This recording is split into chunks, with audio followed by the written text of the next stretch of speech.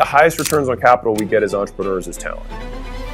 Like full stop. Where else do you get 10x, 20x, 100x return so reliably? If I'm thinking from the I really have to fill this role angle, it's usually not the right person. If I'm thinking I don't even care if I have a role for this person, I have to get them in, it's usually the right person. Once you get to 5 million in revenue, that's what you have to become, is a collector of people. It's pattern recognition, but especially when it comes to talent. You have to grow fast. And I do think that's a virtuous cycle. The faster you grow, the more talent you get, which grows you faster. And so it can also be vicious in the other direction. It's mostly vicious in the other direction. Yeah. I'm hiring for about 6 or 7 roles. What mistakes do you think I'll likely make? If somebody comes in as a C-level exec and has no network of people that they've worked with in the past, that's weird. Who have you hired recently that is significantly better than you or has taught you something? Who takes you to school? This is something that I can only say now with 14 years of business experience, which is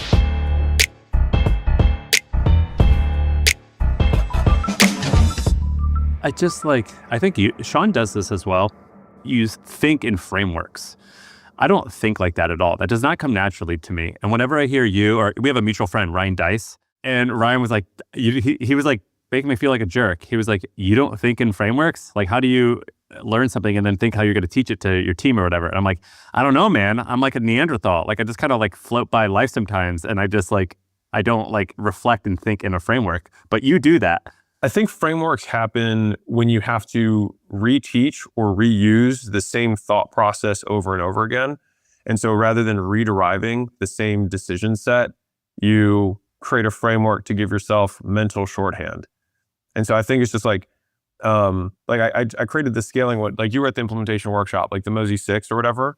It's more metrics, market, model, money, and then underneath the model, there's 4 offshoots, and then finally manpower. So it's these are the 6 reasons that people get limited in their business, right? And that was because I had to think okay, I have done so many Q&A calls. There is a decision tree. It might be more complex than I thought it was, but there is a decision tree that I'm going through. And so just actually crystallizing that. And so you totally think in frameworks, you just haven't documented them. That's my 2 cents. That's my opinion. Well, you had this cool, I've been watching I think I told you the other day, I was watching your content, not on tactics of making money, but on tactics of leadership and management. And you had this cool thing called the diamond. Yeah, it's great. It was basically for the listener, it was if you have an employee who's not doing what you want them to do, they don't know what you want done. They don't know how to do it. They weren't motivated, or they don't know, I think, when you want it done. Yeah, or there's something blocking them. Yeah. And when you come up with something like that, is that something that you make up, or do you read other books and you steal cool bits of inspiration and you repurpose them for your need? So honest truth, I really don't read as much as I probably should. Almost all my stuff just comes from me doing it and then saying, man, there's got to be an easy way to describe this. If I happen to come along some sort of, if there's some coincidence, I see that as corroboration of an idea. But yeah, no, I really don't consume anyone else's stuff for inspiration. I have enough shit going on every day. I have tons of stuff to talk about. And so yeah, no, the management document was all right, fundamentally, people don't do stuff for a reason. I have to figure out what that reason is. And if there's a way that I can have a framework that I can have for this conversation that makes it less how do I not attack the person, right? Rather than say you are a lazy piece of shit. It's that's unlikely to be productive, and also probably not the real cause of why they're not doing things. Because most people do prefer to stay employed and also prefer to, do a good job, I think, by and large. And so it's if we take that to be true and I want them to succeed and so do they, then what's getting in the way here? It's well, I didn't communicate that I wanted them to do this thing. Okay, well, that's on me. I didn't tell, I told them, but then they're cool, I don't know how to do that. That's a training issue. Okay. They didn't know there was a deadline associated with it. It's a when problem, right? And then it's okay, well, they knew when to do it. They knew how to do it. And they knew that I wanted them to do it. Then it's okay, well, then is there something blocking them? Now, the motivation one of they're not motivated to is technically correct, but it's the last one that I'll go to because most times people are relatively motivated to do it. Now, mind you, there's definitely times when that's just not the case, right? Or the how component has a more generalized skill that someone doesn't have. So I'll say it differently. If in order to do a role, my position is you've probably heard attitude versus aptitude. And that used to bug me a lot because I was well, that can't always be what it is, right? Because it's really just there's a deficiency in someone's skill set to enter an organization to do a role. And so we want to hire for the smallest skill deficiency. If you're hiring for what people consider low skill labor, so if you run an Airbnb and need maids, or you have a yogurt shop and you need to have people who do, clean the counter and like check people out, that's very low skill technically. But in terms of hiring, you're going to hire for attitude, not aptitude. And that's just because the amount of skills required to train someone on attitude far outweigh the skills it takes to take somebody who's already friendly, knows how to show up on time, can smile, say hello, make chit chat, teach them how to use a cash register and clean the thing could take like 2 hours. Like it's not a lot of training in order to do that role. And so it doesn't make sense to hire someone for aptitude. Like I've worked a cash register before, but I'm a dick. It's like, well, that's not going to be very helpful. Like I'm going to have to train you to not be a dick. It's not worth it.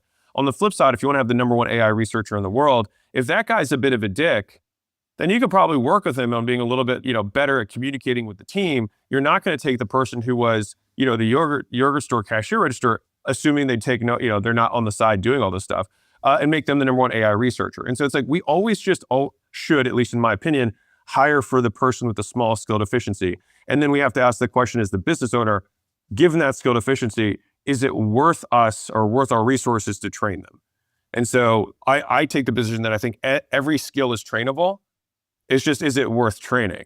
Like, are there other people I get higher returns on? In which case, great, I'll use them. And that for me is fundamentally like why I would say that over my career, the biggest change in terms of my hiring practices is I hire far more for general intelligence now. The intelligence will allow someone to bridge the skill gap faster. And so it's a return on resources for where they are versus where they need to be, whether it's a quote attitude issue or a quote hard skills issue. But I see soft skills and hard skills as just skills. Hard skills are easy to define and measure. Soft skills are just hard to define and measure, but they still are definable and measurable. And so I want somebody who has high intelligence because I define intelligence as rate of learning. And so if I can get someone who has a high rate of learning versus somebody else, maybe that person starts a little bit behind, but in 6 months, they're going to pass the other person who might have experience. And so again, it all depends on like what the timeline is. If I take a toddler, I can get them to be an adult in 18 years and be perfect, but I don't know if I have 18 years to wait. And so, that's kind of my general rubric. When you're hiring for smart people, how do you figure out if they're smart? Really good question. I think the quality, so a couple of things. So the quality of the questions that they ask. Let's go deep in each one. So the quality of questions that they ask. Okay, what's a high quality question? So if someone said, hey, I noticed that you guys have this media brand here and you have this advisory practice here. What's revenue retention around that? Is there's another vehicle that you guys have considered that, isn't in the pipeline right now? I'd be like, wow, that demonstrated that they did a fair amount of research and they were able to take a complex thought between these two things and ask me about it. So like, that's a great question. Whereas if someone says like, what's the 5-year vision of the company? I don't see that as a bad question. I just see that as like kind of a generic interview question that someone might ask. And if that's not already answerable online, which, the pros and cons of our situation, similar to you, is that a lot of my stuff is public. And so I expect somebody to come in with better than generic questions because I've already answered generic questions publicly. Hey everyone, really quick, if you're enjoying this episode on CEO stuff, so delegating, having hard conversations with your team, hiring, then I've got something for you. So the team at HubSpot, they actually went and put together a bunch of best practices that Sean and I use in our own companies. And they put it together in something that's really easy to read and understand. And so if you want to just save yourself 10 years of headache and heartache, then you should check it out. I wish we had this a long time ago. It would have helped me a lot, but there should be a QR code on your screen that you can scan or a link in the description. So check it out. It's totally free and totally awesome. Okay, and so what was the second one? Oh, when they deconstruct a problem that they're solving in terms of what they're thinking with. So, this is, to be fair, this isn't like my invention, but like in the consulting world, people do cases for a reason, right? They want to hear how, like, okay, if I need, how many ping pong balls fit on a 747, right? This is a common question they would ask in, a college interview, not because they care about the answer. They care about how you think through getting the answer because it demonstrates a level of horsepower. And so for us, I would say a practice that acquisition.com we use, especially at our higher level in leadership roles, is we actually, instead of presenting them hypothetical cases, we actually present them with the real cases. And so, worst case, we get free consulting. Best case, we get somebody who is capable of implementing that solution that they just came up with.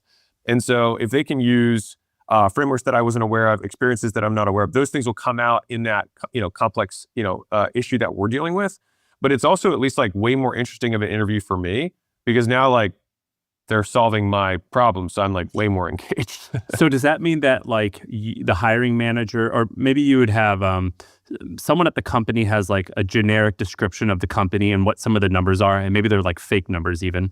And then each role will have a specific problem that you need help solving for at the company. And they get like a Google Doc, like a 2-pager in advance. And it's like, prepare your thoughts, send it to me in advance. I'm going to read it, and then we're going to have a discussion about it. So I'll differentiate this by level of role and type. And so I'm talking, because right now I'm like knee deep in like C-level like interviews. So that's like what I'm thinking with right now. If we're trying to hire an editor or a salesperson, those are roles that are super repeated, and as a result have incredibly structured, interview processes and whatnot. And so for those, like for a salesperson, for example, it's like we're going to send a script to every candidate that we want to invite to a group interview first. And so they're going to get the script ahead of time, and we want to hear them do, a 1 minute, 2 minute soundbite of the script. So if they didn't even take the time to like go through it a few times, like they're going to sound horrible. And so immediately either they don't have the skill or they don't have the work ethic. Either way, we can weed those people out, and we can tell within a couple minutes. So we don't need to waste a 30-minute call on somebody who wants to be a salesperson. We can have 10 people on the call, 1 or 2 minutes, and we can find out if someone's got a little bit of game. From there, it's like, okay, then we'll say, hey, you messed this thing up, tweak it, try it again. When we do that, we get to see how coachable they are, how much ego they have, and how quickly they can learn. Intelligence. I actually read a book that you suggested. The guy who founded HubSpot sales team wrote that book, and we do the same thing here. And in the book, he actually says that IQ is the number one. He was like, charisma is important, but it's not the most important thing. It's ability to learn quickly. And I think part of that also, because like they were selling to business owners, and so do we, and most of our portfolio is B2B. And so like if a salesperson is being like outgunned consistently by the people that they're getting on the phone with, the people on the phone feel like they're talking to somebody who's an idiot and can't actually help them solve their problem. And so I think general intelligence is such an important part. But like honestly, it started there, but like I kind of just see it across the organization. Like show me exceptional organizations that employ dumber people. Like there are some. But especially in the work that we do, B2B and higher level, you need horsepower. So in terms of intelligence, like rate of learning, and we can actually demonstrate them learning on a small level. And that works same thing with editors. We follow a very similar process. Here's some raw footage. Send us a clip back with your edit. We can look at just the final output. And that allows us to be more objective about, like, some people don't present well, but that doesn't mean they're bad editors. And I think like interviewing itself is a skill, just like anything else. And I don't need somebody who's great at interviewing. I need somebody who's great at editing, right? And so trying to pull that apart, and something that Layla's taught me that's been really helpful, like for me lately, has been, she's like, some people are incredibly smart, but are not very good at communicating. And depending on the role, they might not have as much need for that level of communication. And so that's where it gets a little bit more nuanced. But I want to be really the other way clear. around. Like I've actually talked to people that are very charming and they communicate wonderfully. And I'm like, I can't fall victim to this. You're actually an idiot. I don't think you know what you're doing. I've hired these people before. What was it? It was a like, always go for an ugly surgeon or something like that. Like, there's some razor that I just wanted to put my little disclaimer out there, which is like, I by no means claim that we are perfect at hiring or anything like that. We just, like everybody, we take our licks. But I would say the hardest ones are always leadership, because you have fewer, like, you might appreciate this. Whenever I go into a room of entrepreneurs, I say, hey, who here is on more than is on their second business or beyond? And like almost the whole room raises their hands. I'm like, okay, cool. Now, of those of you who are on your second business and beyond, who here, your current business grew way faster or past your first businesses? And like almost the entire room raises their hands. And I always think like, so why is that? And so I think that at the most basic level, it's pattern recognition, but especially when it comes to talent. And so like, if you think about building like, let's say $1 million business, it's like, first you have some marketing function, you have some sales function, you have some delivery function, whatever, across the board. And for the first time ever, as soon as, maybe $1 million, maybe it's $3 million a year, whatever it is, like, it's not you anymore. Like somebody else has to do some of this stuff. And so you get your first pattern recognition of like, oh, this is somebody who can do some advertising. Or this is some person who can do some sales. This is a person who can do some low-level management. This is a person who can do some, some delivery or whatever. And you basically keep struggling and keep plateauing at that level until you find that one person who's like competent. And then you're like, oh my God, you could do the job. This is amazing. And then the business grows until that next level, that next constraint.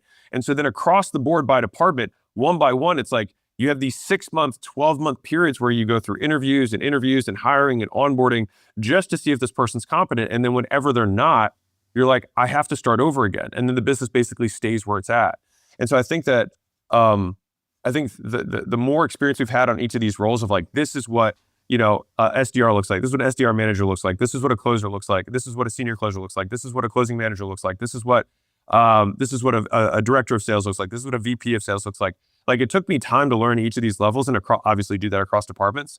But then after that point, when you go after the new businesses you go after, you're not even building the business, you're just assembling it. Yeah, and that becomes that's actually quite frustrating. Not frustrating, but it's a hard lesson to learn, because if we had to generalize it, my guess is somewhere around 5 million, or maybe like $1 million a year in profit, or maybe $500,000 a year in profit. Honestly, like there's this. I grew up going to Catholic school, and there's this, like, one of the most famous scenes in the Bible is like Jesus telling Peter, is like, you're no longer a fisherman. You're going to come and work with me, and you are going to be a fisher of men.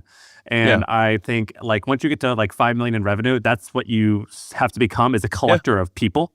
And that is jarring, right? Because that's not typically why a lot of people have started their businesses. But in order to make something grow past 5 million, I don't know where that number is going to be, but you start just having to collect human beings. No, and it's the game. And I think a lot of it is just the pattern recognition around behavior traits and skills, where you have to just say like, oh, I know what this VP, I know what, I had a VP of sales. They were awesome. What does this person look